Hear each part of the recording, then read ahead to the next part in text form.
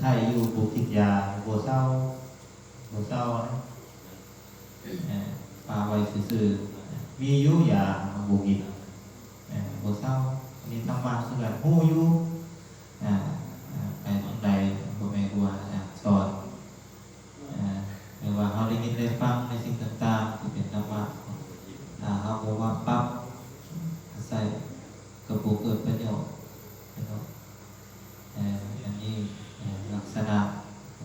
ของธรรมบางคนกินดื้อโหแล้วก็ตาพะโลกินดื้อบ่เฮ็ดดอกโหอยู่มันบ่ดีนะครับต้องไปพาโลเฮ็ดนั้นซะแน่นอนแล้วแต่โยมอย่ารับประกันถ้าเฮ็ดไปก็ต้องได้แน่นอนในสิ่งที่เราเฮ็ดนั่นแหละเพราะว่าจะดีหรือบ่ดีคือเราได้สูตรกันมาผ่านมาได้แน่นอนทั้งสิฮู้บ่ฮู้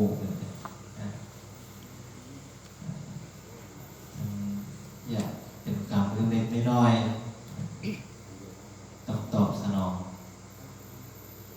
บุญคือกันบาปคือกันบางคนเวลาเฮ็ดบุญเนี่ยปรารถนาครับสิ่งเด้อในบุญมาคำมาสู้ให้น้อยเป็นแล้วนี่เวลาเฮ็ดบาปเนี่ยเวลาเฮ็ดบาปคือบ่ปรารถนาเวลาเฮ็ดบาปบ่เฮ็ดบาปให้สิโอ้ยบาปน้อยเฮ็ดแล้วนี่มาถึงแล้วนี่ก็ถึงปรารถนายากกับบ่ห้ามกับบ่เป็นเรื่องผิดเนาะเวลาเฮ็ดบุญปรารถนาความดีถึงบ่ปรารถนาก็ได้อยู่แล้วบาปคือกันเอาบ่ปรารถนาก็ได้คือกันมันเป็นกรรมเนี่ย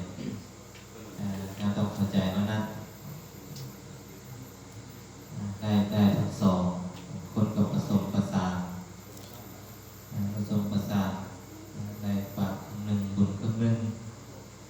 ก็บ่เป็นอย่างเนาะเราก็พยายามฟังธรรมแล้วก็ละในสิ่ง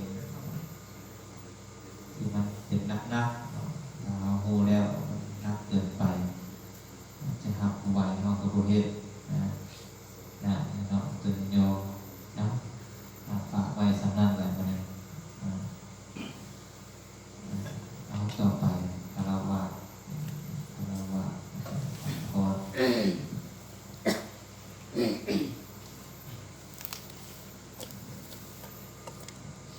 ฮัลโหล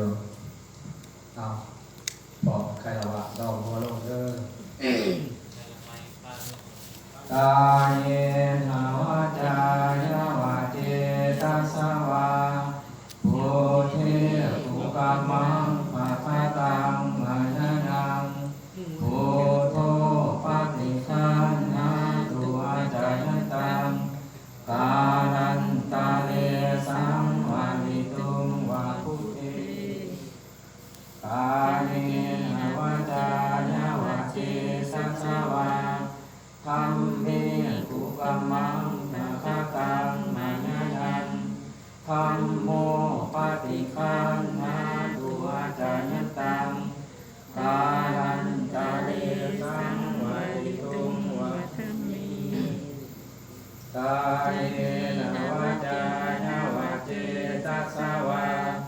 สังฆเกกุกัมมังนะคะตังมะนะยันสังโฆปฏิคันนะตุอาจายตังกาลันตะเล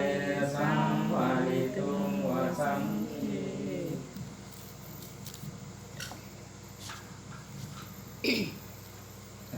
ต่อไป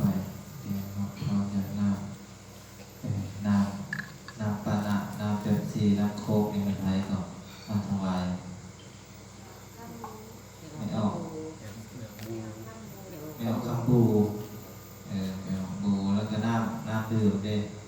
น้ำดื่ม2 แพ็คแพ็คนึงซื้อตอนนั้น3ซื้อทำไม่ออกทำ ทำ อยู่ทำอยู่ แม่ ห้อง เอา เดี๋ยว ทำเปลี่ยนซื้อ ทำเป็น เอา ท ท ำสร้างในเราอ่ะ ำท ขอท ทำขอท ำโดย ำเดี๋ยวทำเนาะแล้วก็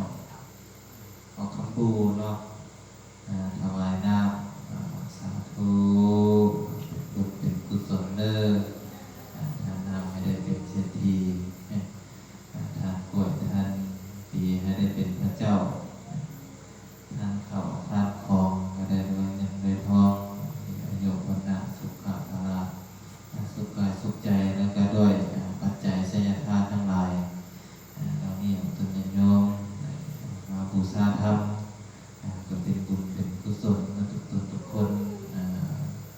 ติดแขนขอให้ลาเจ็บขาขอให้เศร้าเด้อมีลูกได้ลูกหลานปากหวานมีหลานก็ได้รับปากเลี้ยงอย่างแล้วได้กินเนื้อกินแห้งมาทุกคู่ทุกคนเด้อสาธุเด้อ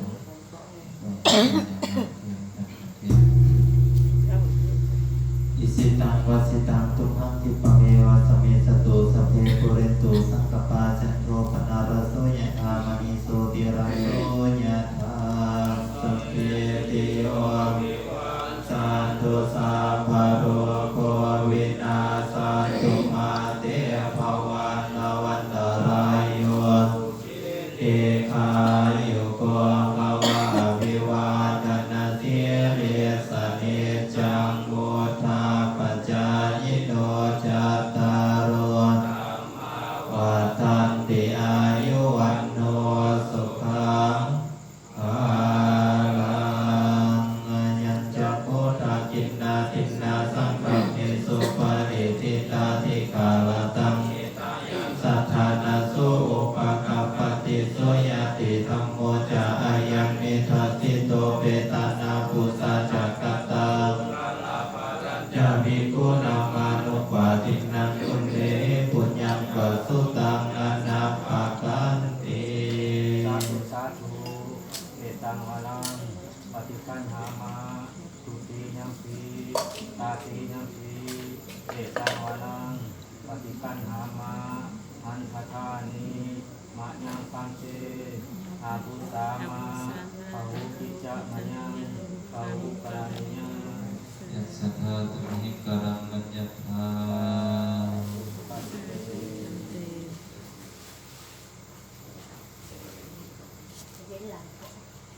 เกาะที่ตรง ก็ยกเนาะที่ศาสนาตอนแรก เพื่อนทำเจ้าพญาโต ยัง หรือว่า เศร้าในยาตื่นจะได้ตีข้อปุกแล้วเด้อ4 โมงตีเท่า 4 โมง4 โมงเลยลั่น 3 เขา โมงปุก ตั้ง เรา ห ก็ มู่ ได้ ไว้แล้วกัน 4 โมงตีข้อมาไปปลุกยาตีก็ได้ผมมาปลุกตอนเช้าส่วนห้องกำลังกันลงมามาปลุกองเด้อเช้าเด้อ